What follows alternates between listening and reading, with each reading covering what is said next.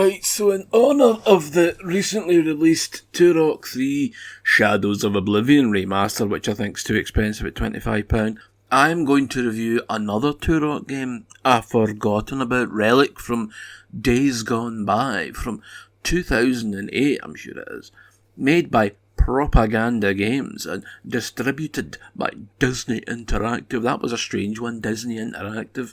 What we've got here is welcome to Turok's grim, dark future. Grimrock. Turok begins, if you will. Aye. Roll the tape, Johnny boy. Okay, rookie. Time to get your feet wet. Remember, there are no innocents here. No prisoners, no witnesses.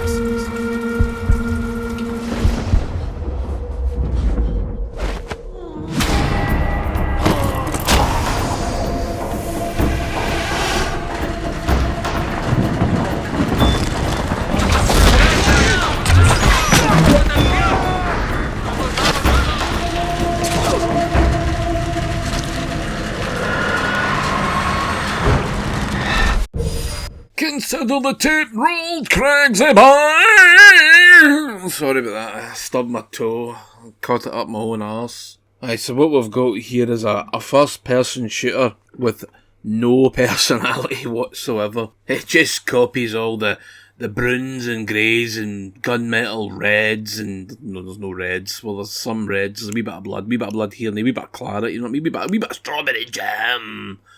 And yeah, they just copy everything for like every other popular shooter at the time, like Gears of War or Call of Duty or even Halo. Do you know what I mean? Even Halo can be totally struck off from this and personalityless shooter, which is it's quite fun, but it's like Turok doesn't even. I mean, he looks crap. He just looks like everybody else in the game, every other character. I don't know why they decided to put him in a troop of fucking other Space Marines. Why is he a Space Marine? You're like, supposed to be some sort of dimension-hopping demigod thing. Let's boil him down to a shite Doom guy with a shite haircut that looks like every other fucking master bastard in this motherfucking game! Master Blaster runs better 10. And Ron Perlman does a voice for this game, a character called Slade. Slade. Fucking hell.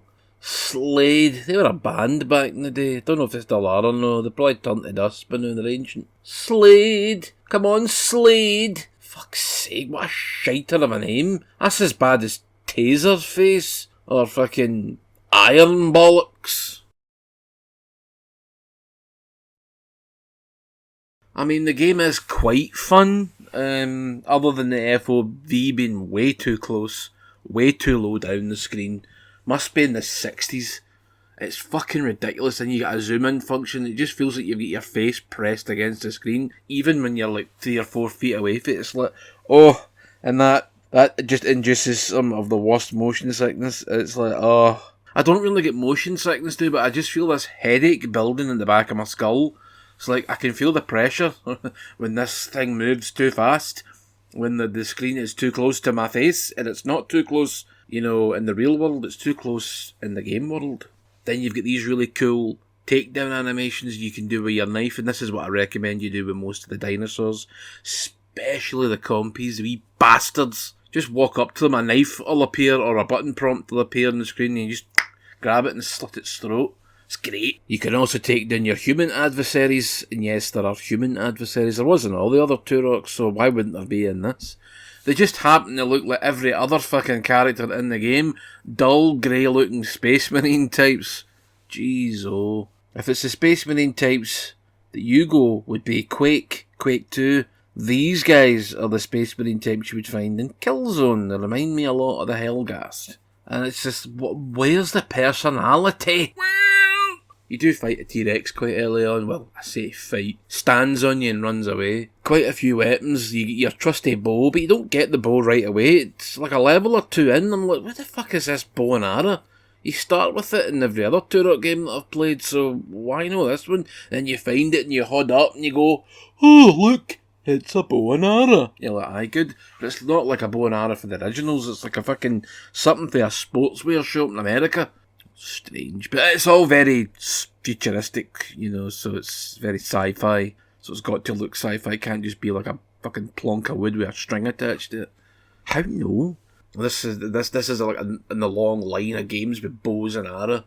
You've got this, you've got Crisis 3, you've got fucking Tomb Raider, you've got Last of Us. It was memed at the time. It was like every game's coming out with a fucking bow and arrow. Biggest misstep with the bow and arrow is you cannot pick up fired arrows, even when you can see them sticking out of your enemies. You're like, I could literally just reach out and take that out of the body. Why can't I?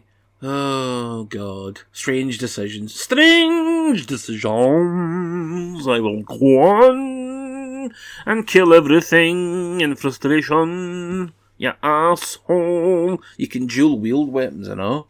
And the weapons that I've been playing a lot with are the SMGs, and you can put silencers on them. And there's like a pistol that, you know, you can fire like a machine gun, and then there's this very strange looking smaller stubby nosy pistol thingy, and it fires explosive rounds, but they're slow, and the aiming isn't great because you're too close to the fucking screen. Okay, God's sake. And then you need to fire the thing and then hope you hit something or get something, you know, lands near somebody, and then hit the fire button again and it blows up, so you can only fire one round at a time. It's not been better off to like have the explosive part be the alternative fire, so you can maybe fire, I don't know, 5 at a time, and it goes and then everybody dies. Yes. No, that's not what happens. It's just, I have been enjoying the game mostly, but it is very grey, it is very, very dank, and it is a bit of a slog to get through the levels.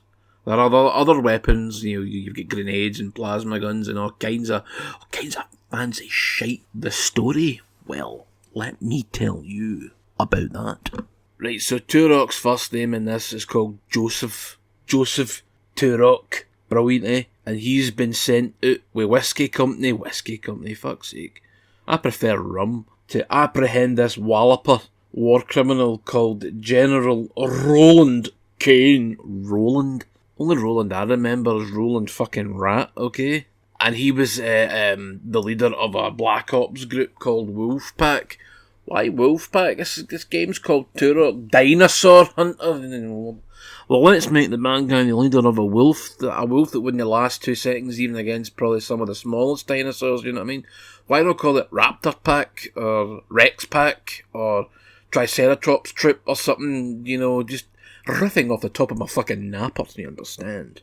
And that's the story. Go apprehend this prick. Funny things ensue and everybody fucking dies. A really dark, grey, brown, boring death.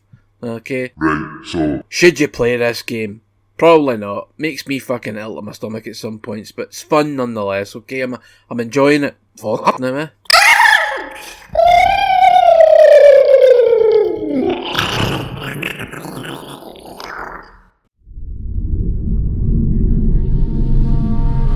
Gentlemen, welcome. I know you thought you were being transferred to another military prison, but there's been a change of plans. You are now under my command. The Army sees you as a bunch of violent reprobates with no future. But I see men who, with the right guidance, could become the best fighting machines the military's ever produced. And that is exactly what I need for Wolfpack.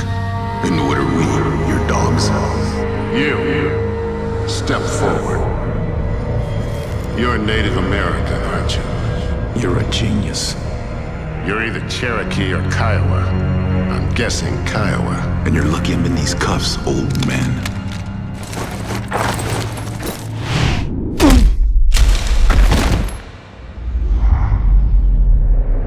Get up! Get up!